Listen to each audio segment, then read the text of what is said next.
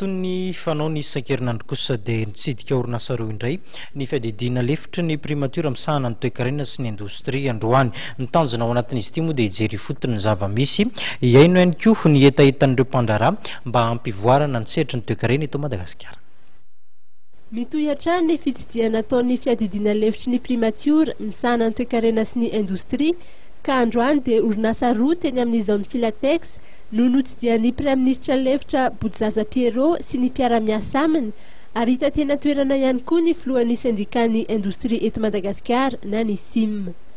Ny Original Confection Mada izay orinasa afaka mba mpanamboatra lamba sy akanjo dia mamokatra akanjo 10 hety isam-bolana ary ny tanjona dia ny ahatratra ny iray tapitrisa isam-bolana araky ny voalazan'ireo tompon'andraikitra ny maraina teo. Mahery ny zato sy arivo ny mpiasa mampihodina ity orinasa afaka ba ity raha ny fantatra ary alefa any Afrika Atsimo sy Europa ny vokatra. Ny orinasa afaka ba Sasebo no nitsidiana aveo izay manamboatra tadina famantaranandro, gainerie sy maroquinerie isan-karazany.